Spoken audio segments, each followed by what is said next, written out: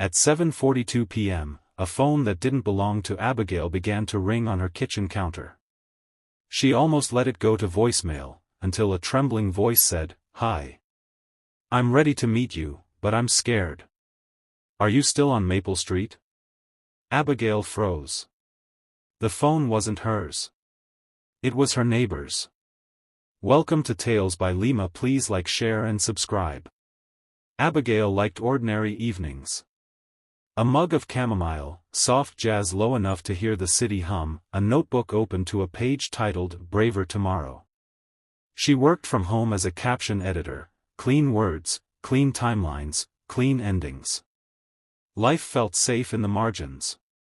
Outside her window, the apartment courtyard blinked with the slow pulse of porch bulbs. Inside, her kettle sighed, and her calendar chimed a polite reminder, "Call Elena." She pressed dismiss. She'd been pressing dismiss for 3 weeks. An hour earlier, her neighbor across the hall, Owen, had knocked, breathless, with a sheepish smile and a power bank that wouldn't cooperate. "My charger fried," he'd said, lifting a ridiculously frayed cable. "May I leave my phone with you to charge for 30 minutes? I'm on a delivery run, and my map froze twice today." Abigail had known Owen for months in a polite nod way. A quiet barista who stocked the building's neglected bookswap shelf with novels that smelled like rain. A person who watered the courtyard fern without being asked. "Of course," she'd said. "Drop it here. I'll keep an eye on it." So there it was, a slim, black phone now glowing at 87% on her kitchen counter, face down beside her mug. She had no intention of touching it. She'd even tucked a napkin beneath it so she wouldn't smudge the case with tea rings. Boundaries mattered. Then, at 7:42 p.m., it rang. No name, just unknown caller pulsing across the screen. It rang again, longer, insistently, like a knock from someone who knows you're home. Abigail glanced at her own phone. No new messages. No safe excuse. The call on the counter seemed to choose her. She lifted the phone, unsure. "Hello?" she asked, careful and calm. A pause. The faint sound of traffic. Then a voice, young, steadying itself mid-quiver. Hi. I'm looking for Owen. I'm ready to meet you, but I'm scared. Are you still on Maple Street?" Abigail's breath caught. She stepped closer to the window, instinctively lowering her voice as though hiding from the world might protect the person on the other end. "Owen isn't here right now," she said gently. "This is his neighbor. Are you safe?" "Yeah. I'm outside a bookstore." "I said 7:30. I thought you changed your mind." A shaky exhale. "It's Nova. From the messages. I finally want to meet Nova." The name tugged at something in Abigail's chest, a quiet ache, like the moment in a song when a chord you've been waiting for arrives and everything inside you shifts. "Nova," Abigail repeated, slower, to cushion the sound. Owen stepped out for a bit. "I can reach him." "Where exactly are you?" "Corner of Maple and 3rd. Flower and Finch Bookshop. There's a bench with a crooked leg." "I'm there." Abigail pictured the place instantly. She'd been there last spring to buy a second-hand copy of a memoir about starting over at 32. She could see the lamp in the window that made paperbacks look like treasure. She could see the bench, flanked by planters of lavender. "Don't move," she said softly. "I'll get him to you." Another breath, less shaky. "Thanks. I almost didn't call," Nova said.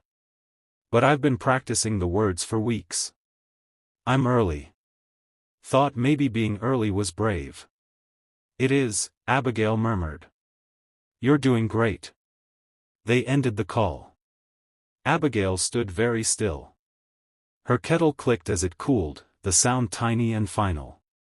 She dialed Owen, no answer. She tried again, voicemail.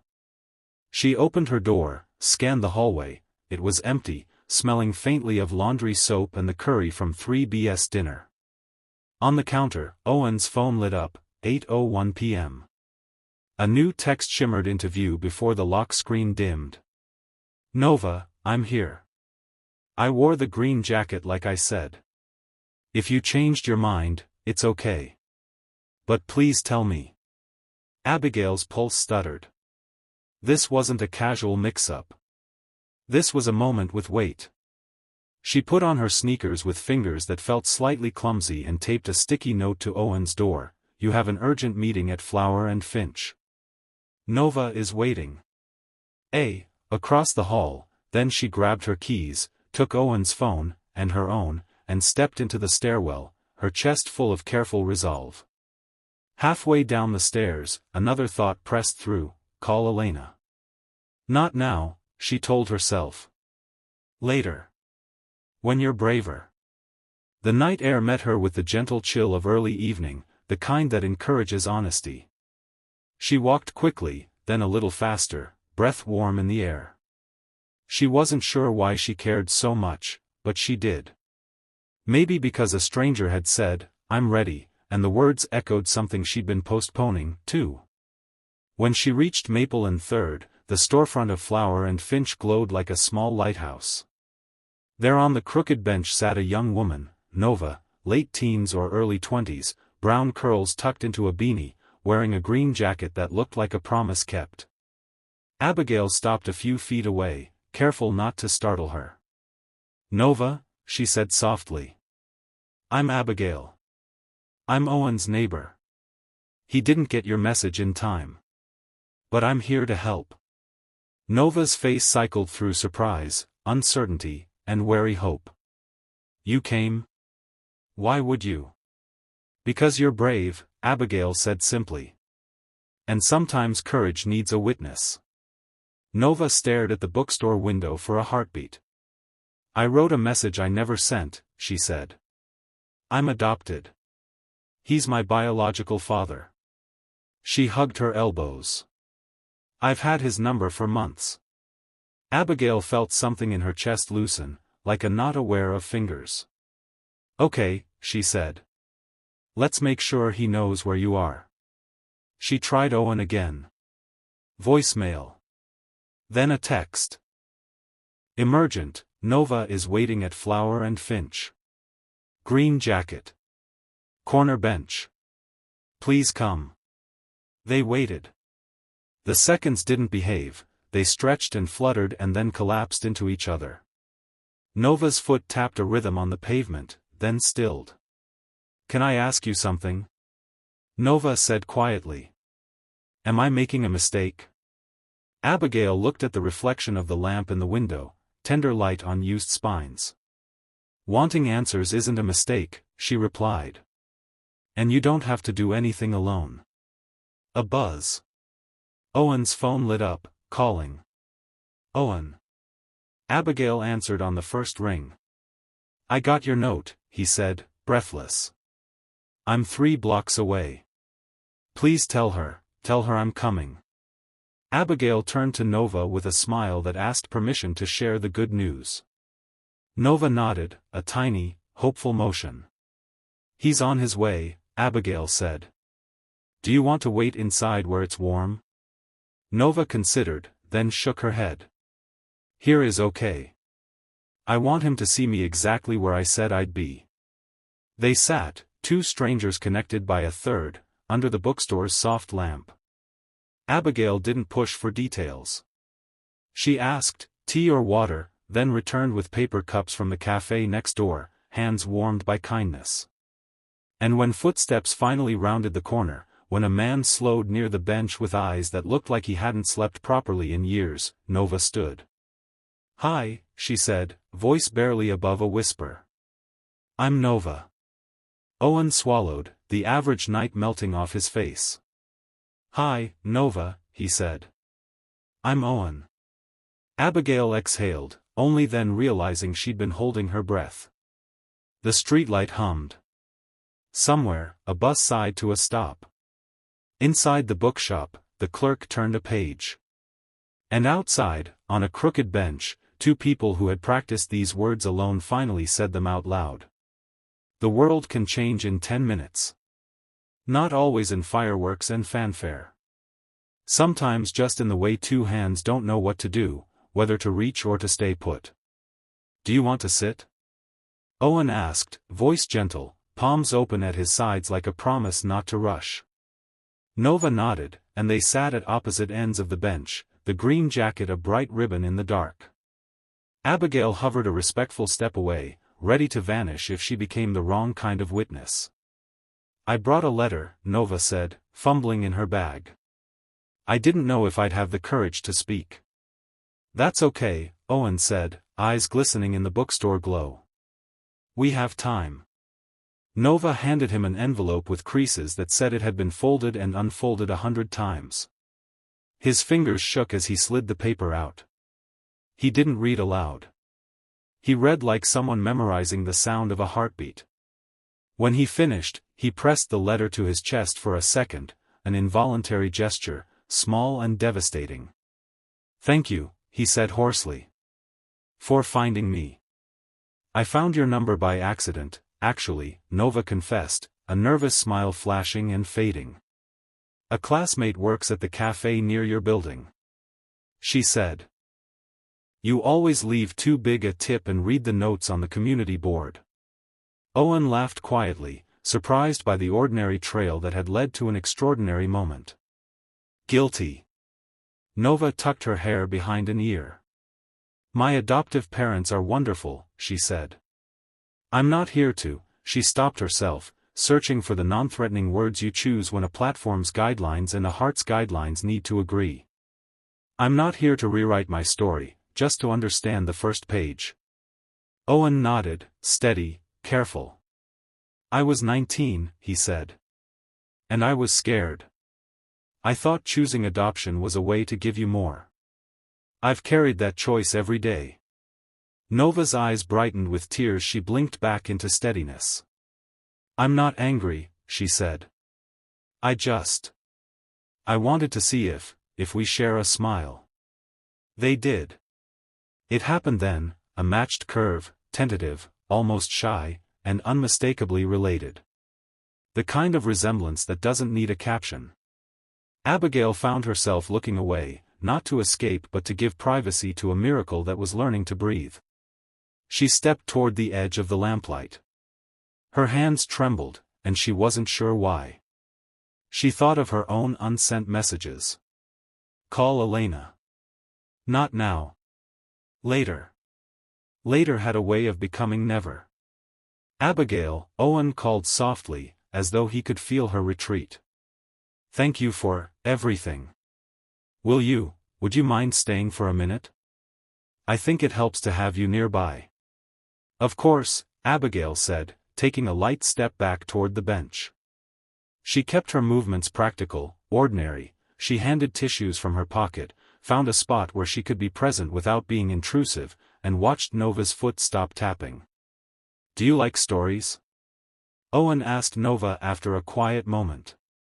I thought, if you wanted, I could tell you about the day you were born. Nothing dramatic. Just, weather and coffee and the song on the car radio. Nova smiled into her cup. Yes. Weather and coffee are safe. So he told her, about the rain that started and stopped like a nervous drummer. About the nurse who shared a joke so gentle it felt like a prayer. About how he held tiny socks and realized how large the world could be. I wrote you letters for the first year, he admitted. Then I stopped. It hurt to write and not send them. Do you still have them? Nova asked, her voice brighter now. Even one? One, Owen said. The first. It's in a shoebox with my spare keys and the tiny restaurant loyalty cards I never finish. Nova laughed, a sound that reached across the bench and landed in Owen's shoulders, loosening something there. I keep everything in a shoebox, too, she said. Receipts of important hot chocolates. Notes from people who made my day feel taller. Abigail glanced at the bookstore display, Memoirs of Small Courage, and wondered how many 10-minute chapters change a life, unnoticed by the wider world. Then Owen's phone buzzed again. This time, it was a text from an unsaved number. Elena, hi. This is Abigail's sister. She tried to call me a while back. I'm in town for one night. If she wants to talk, I'll be at Lakeview Diner till 10. Abigail's heart tilted. She hadn't called. But apparently, she had tried, through the universe, through timing, through the strange, delicate arithmetic of being in the right place for someone else and accidentally finding the right place for yourself. You okay? Owen asked, noticing the way Abigail's gaze sharpened. She showed him the screen. Nova peered, then sat up straighter, something like purpose settling over the bench. You should go, Nova said, as if drafting the script for a braver version of the night. You brought us together. Let us repay you by sending you where you need to be. Abigail shook her head reflexively. I can't leave in the middle. You won't be leaving, Owen said. You'll be modeling courage. He put a hand over his heart, a small, sincere vow. We're going to be okay here. We'll talk about favorite movies and shoeboxes. We'll order tea refills. We'll be here when you come back, if you want to swing by after. Abigail smiled, an expression that felt both foreign and exactly right. Lakeview Diner is 6 blocks, she said. If you need me. We'll call, Nova finished. Go. Abigail hesitated one final beat, then tucked Owen's phone into his jacket pocket, placed her own in her bag, and stepped away from the bench, each footfall a quiet punctuation mark in a sentence she wasn't afraid of anymore. Outside the bookstore's circle of light, the night opened like a page she was finally ready to read. The Lakeview Diner had windows that made the street outside look kinder. The hostess waved Abigail toward a table by the glass where a woman with Abigail's eyes, older, with a streak of silver that looked more like style than time, sat with 2 mugs and a slice of lemon pie, untouched. Elena, Abigail said, and the name felt like stepping into sunlight from a hallway. Elena stood halfway, unsure whether to hug. They settled on a close, sincere lean that bridged years without pretending to erase them. You look good, Elena said, then laughed softly. I practiced saying that without sounding like a line. It's a great line, Abigail answered, and both of them relaxed an inch. They sat. A server arrived with a gentle, "What can I get for you?" and left with an order for a mild tea and a promise to check back, service like a safety net. I saw you at the bus stop last winter, Elena said, surprising both of them with the confession. I almost called your name. I was on the phone with work and told myself I'd reach out later. Abigail let the word later land. I've been living there, she said. Later. They breathed, synchronized without meaning to. Outside, a couple argued softly over whether the rain would hold. Inside, a jukebox that didn't take actual coins hummed a song about finding your way back. I left fast, years ago, Elena said, steady and factual rather than dramatic. Not because of you. Because I didn't know how to stay and be myself. I told myself distance would fix it. It didn't.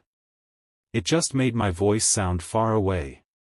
Abigail nodded, the ache in her chest not sharp, just honest. I learned to make my life very neat, she said. If everything lined up, I didn't have to feel the knots.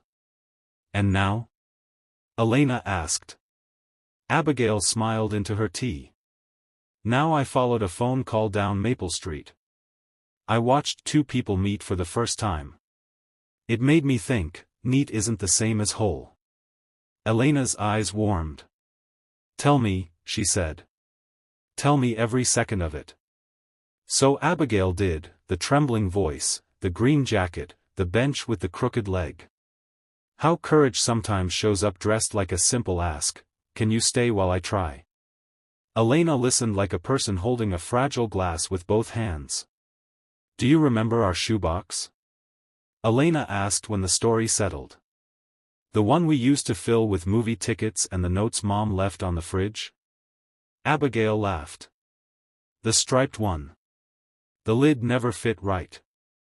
I kept it, Elena said, and lifted a bag from the seat beside her. She slid a familiar striped box onto the table, the corners softened by time, the lid still a stubborn fit. I thought you'd want this. Inside, paper memories waited like quiet confetti, a faded beach receipt, a hand-drawn map to a summer fair, a silly note about a burnt casserole that had become family legend. Abigail touched the artifacts like you touch proof. I thought I had to start over from zero, she said. But maybe I just need to pick up the thread. They talked the way people talk when they decide that kindness will be the language and patience the grammar. They didn't rewind everything. They didn't litigate old arguments. They traded first-page facts for present-tense hope. The server returned with the check half-turned, a practiced privacy. Take your time, she said, and meant it. Abigail's phone buzzed. A message from Owen. Owen, we're okay. We ordered tea and shared stories about shoeboxes. Nova wants me to meet her parents one day, no rush. Thank you again, for answering. Abigail read it twice, smiling. She typed back. Abigail, you did the brave thing. I just answered the ring. Elena watched her face and took a small risk. If you're free tomorrow, she said quietly, there's a farmer's market near the park. We could walk. No big conversations. Just apples and sun. The invitation settled like a gentle hand. Abigail nodded. I'd like that. They stood to leave, the striped shoebox cradled between them. At the door, Elena paused. You know, she said, eyes bright with the kind of humor that forgives, I almost didn't text. I told myself you were busy. But then I thought, what if she's waiting for a sign as small as a lemon pie? Abigail glanced at the untouched slice, both of them laughing softly at the silliness and the tenderness of it. Turns out, Abigail said, small signs work. They stepped into the night together. The rain had held. The air smelled like new pavement and distant lavender. On Maple and 3rd, under the bookstore's lamp, Owen folded the letter again, careful as a ritual. Nova traced the bench's crooked leg with the toe of her shoe, the curve of her mouth no longer afraid to lift. And somewhere between a diner and a bookshop, two sisters walked at the same pace for the first time in a long time. The morning after the diner felt different, not dramatic, not glittering, just subtly clearer, like the world had been wiped down with warm water. The apartment courtyard buzzed softly with the usual, distant car doors, the soft clinking of someone washing dishes, the fluttery voices of birds who always seemed to know before anyone else that the day was new. Abigail sat at her small kitchen table, a slice of morning sun falling across her notebook. The page she'd been avoiding for weeks now had a new title. Things I am walking toward. Not fixing. Not repairing. Not apologizing for. Walking toward. She was halfway through writing her third point, I want to be present, not just prepared, when there was a knock on her door. She expected the usual gentle, two-tap rhythm of a neighbor asking for sugar or packages misplaced. But this knock had a softness to it, uncertain, hopeful. When she opened the door, Owen stood there, holding two paper cups. One had a green marker on the lid. Abigail didn't have to ask which was hers. Chamomile, he said. I remembered. She accepted the cup slowly, the warmth filling her palms first, her chest second. How did it go after I left? Owen nodded toward the courtyard, motioning for them to walk. Good. Better than good. We talked about music and childhood and how silence can sometimes mean comfort instead of absence. His voice softened. Nova has a quiet kind of strength. She got that from her adoptive parents. And maybe a little from me. They sat on the stone bench near the fern Owen tended every Thursday without fail. The plant looked greener than usual, whether from care or coincidence, no one said. She wants to meet again, he continued. Slow, steady. No rushing. I told her that was perfect. Abigail let the warmth of the tea travel through her hands. You handled it with grace. Owen laughed a little, startled at the compliment. I felt like the floor kept shifting. But then you were there. And she was brave. And somehow the ground stayed underneath us. He looked at her fully then, no rushed conversation, no background noise to hide behind. Thank you for answering the phone, he said. Abigail inhaled slowly. It felt like the phone rang for me, too. Owen's eyebrows lifted. Curious. Inviting. Not pushing. I saw Elena last night, Abigail said. Owen didn't gasp or widen his eyes. He simply smiled, a quiet, deeply understanding curve. Good, he said. I'm glad. There were no fireworks in saying it. No dramatic music. Just a truth that settled where it needed. 2. Abigail leaned back, looking at the courtyard stretched open to the sky. I don't know what comes next. Maybe we don't need to, Owen said. Maybe the next step is just the next step. Abigail nodded. For once, that was enough. Flower and Finch Bookshop hosted a Community Stories Hour every third Saturday of the month. Most of the time, it was attended by retirees who used it as an excuse to drink free tea and talk about gardening. But today was different. Nova texted both Owen and Abigail. Nova, I want to hear other people talk about how they found courage. I think it might help me understand mine. Abigail saw the message while tying her shoes. She didn't overthink it. She didn't rehearse what she might say or worry if the moment would feel too heavy. She simply went. The bookstore smelled like lavender and ink. Sunlight filtered through dust in the air like soft glitter suspended mid-dance. The crooked bench still leaned by the window, faithful and imperfect. Nova sat in a circle of mismatched chairs, jean jacket today, hair in a loose bun, fingers tapping lightly on her knee. When she saw Abigail and Owen enter together, her face opened, emotion not in grand expressions, but in small, shining ones. They joined her, not as heroes, not as counselors, just as people. The facilitator, an older woman with silver braids and glasses that always seemed on the edge of laughter, opened the gathering with a warm smile. Sometimes courage is loud. Sometimes it is a whisper that says, try again. Today, we honor all versions. A man shared how he moved to a new city at 61. A teenager shared how she called a friend back after an argument she was too proud to fix. A nurse talked about restarting her life after grief reshaped her world. And then, quietly, Nova raised her hand. I'm meeting someone important to me, she said simply. We're taking it slow. And I'm learning that soft can be strong, too. No dramatics. No details that weren't ready to be shared. Just truth. The room nodded, not in pity, but recognition. Abigail felt it in her chest, something settling into place. When the stories hour ended, the facilitator approached their trio. You three, she said kindly, are a constellation. Sometimes people don't arrive in each other's lives at the beginning. But that doesn't make the connection less real. A constellation. Not a circle. Not a pair. Not a fix. A pattern of light. Something about that felt right. Later that evening, Nova asked quietly. Would you both walk with me a bit? Just to the bakery on 5th. They have the honey rolls I like. It was a small ask. And maybe the most important kind. They walked side by side. No speeches. No tension. Just steps sinking gently with steps. The bakery was warm and smelled like sugar and patience. The windows fogged with whispers of cinnamon and afternoon stories. They ordered 3 honey rolls and sat near the window. Nova tore her roll in half, considering her words.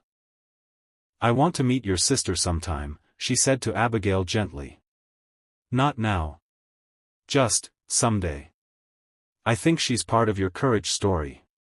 Abigail blinked at the unexpected kindness. "She is," she said. "We're learning that again." Owen sipped his tea. "Maybe stories don't start and end," he said. "Maybe they ebb and return. Like waves." Nova watched the streetlights flicker on outside. "I think," she said slowly, "this is the part of the story where we learn to stay." No one spoke after that. They didn't need to.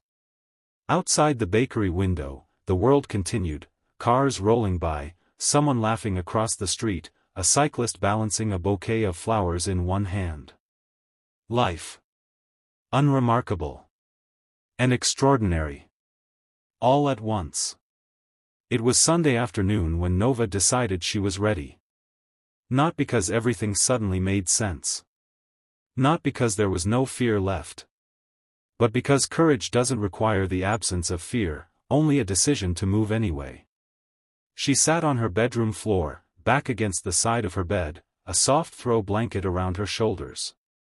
Her lamp was dimmed to a warm glow, the kind of light that made the world feel safe enough to breathe. A half-finished painting leaned against the wall, swirls of blue and green that suggested ocean, sky, and everything in between. Her phone was in her hand. The contact name on the screen read, "Mom and Dad." With a little star emoji she'd added when she was 10. She didn't press call yet. She closed her eyes. She remembered being 8 years old and sitting at the kitchen counter while her mother cut apples and told her stories about the day we first met you. She remembered the joy, the pride, the gentle security that came from love that didn't need explanation. She remembered her father teaching her how to ride a bicycle by running beside her, laughing breathlessly, yelling, "I'm here. I'm here," long after he actually let go. They had never been the problem. This wasn't about choosing one family over another. This was about holding both truths in her hands at the same time. She inhaled, exhaled, and pressed the call button. It rang once. Twice. Then her mother's voice, warm and soft and instantly familiar. "Hi honey. Are you okay?" Nova didn't speak at first. Her throat tightened, but not with fear, just with the fullness of the moment. "I met him," she said gently. "Yesterday. I met my biological father." There was silence, long, thoughtful silence. Not heavy. Not shocked. Just still. Her mother spoke first, her voice steady. "Okay," she said. "Okay. How did it go?" Nova blinked. The understanding in that question, not judgment, not fear, not defensiveness, hit something deep. "It went, gentle," Nova said. "He didn't push. He didn't try to rewrite anything. We're taking it slow." Her father's voice came into the call then, probably on speaker. "We always knew this day might come. We just hoped when it did, that it would be soft." "It was," Nova whispered. "And I wanted you to hear it. From me." "We're proud of you," her father said. Her mother echoed, "We love you. Always." Nova didn't cry. Not because she was holding it in. But because the moment didn't require tears to be real. This, right here, was love done well. The next morning, Abigail stood outside her building, hands in the pockets of her light jacket, waiting for Elena. The farmer's market spread across the park like a quilt of colors, bright oranges, deep greens, soft tablecloth whites. Vendors called out greetings, children chased bubbles, and the air smelled like cinnamon bread and fresh strawberries. Elena approached with 2 canvas bags and a slightly awkward smile, the kind siblings share when they're remembering how to stand side by side again. "Ready?" she asked. "Ready," Abigail said. They didn't start with apologies. They didn't dig into the past. They walked. Elena paused by a stand selling honey jars shaped like tiny beehives. She picked one up, rolling it in her palm. "Do you remember when we used to pretend we were running a bakery in Grandma's backyard?" Abigail laughed softly. "You always named the pastries after stars. You always priced them too cheap," Elena teased lightly. "Maybe I still do that," Abigail said. The conversation flowed, not perfectly, not dramatically, just naturally. They sampled peaches. They listened to a local guitarist playing something gentle. They sat on a bench under a tree, leaves shifting like slow applause above them. "I didn't know how to come back," Elena admitted quietly, not looking away this time. "I didn't know how to reach out," Abigail replied. There was no blame. No walls. Just two truths laid next to each other. Elena nudged Abigail's shoulder lightly. "But here we are." "Here we are," Abigail echoed, and the words felt like a door opening, not loudly, just with quiet certainty. That evening, the three of them, Abigail, Owen, and Nova, found themselves together again, this time by accident, not arrangement. The bakery from before had placed a small wooden table outside, surrounded by potted rosemary plants. Someone was singing softly near the entrance, a warm, soulful voice that made the evening feel like something wrapped in velvet. Nova waved them over. Owen sat first. Abigail sat beside them. No one talked about yesterday, last night, progress, or healing. They just existed in the same gentle space. Nova held her cup between her palms. "I realized something today," she said. "Courage isn't always loud. Sometimes courage is just staying." Abigail nodded slowly. "Sometimes courage is showing up to a conversation. Or answering a phone. Or saying yes to a walk." Owen looked at them both, gratitude quietly anchoring his gaze. "Sometimes courage is letting life not be perfect. And still choosing to be part of it." None of them smiled big. None of them cried. They didn't need to.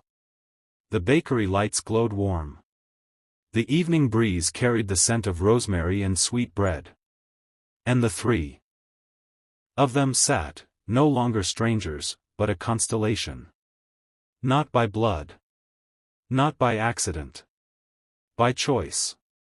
By presence. By the simple, life-changing act of answering when life calls. In the weeks that followed, life didn't suddenly become perfect, no orchestra swell, no neat closing credits. But it became real in a way that felt full and warm. Nova and Owen continued meeting, sometimes at the bookshop, sometimes at the park, sometimes at that little bakery with the foggy windows and the honey rolls. Their story grew slowly, like a plant that learns the sun one day at a time. Abigail and Elena began rebuilding a sisterhood that had once lived in shoebox memories. They laughed again, first carefully, then freely. They walked markets, watched old movies they once memorized line by line, and learned how to be present in each other's lives without pretending to fix everything. And on one quiet evening, the three of them, Abigail, Owen, and Nova, found themselves back at the crooked bench outside Flower and Finch. No big moment. No long speeches. Just the soft hum of streetlights, the smell of lavender, and the comfort of being here, together. Nova spoke first, hands tucked into her jacket pockets. "You know," she said, "most of life is just people trying their best, and hoping someone will answer when they call." They didn't look at each other right away. They didn't need to. They felt it. Not every story begins perfectly. Not every story ends dramatically. But sometimes the most powerful stories are simply the ones where people choose to show up. To stay. To listen. To try again. And in that shared little circle of ordinary magic, a phone call that almost went unanswered ended up changing 3 lives forever. Moral of the story. One small act of courage can open the door to healing you didn't know you were ready for. Sometimes the universe whispers, through a phone call, a message, a chance moment, and the bravest thing we can do is simply answer. Thank you for watching this heartfelt story. If it touched you in any way, if it reminded you of someone you should call, or if it reminded you that it's never too late to reconnect, share this story with someone who needs it. Like, comment, and hit the subscribe button for more emotional and inspiring real-life stories every week. Your engagement helps this story reach more hearts just like yours. Until next time, remember, healing begins the moment we choose to show up. And sometimes, that moment is just one answered phone call away.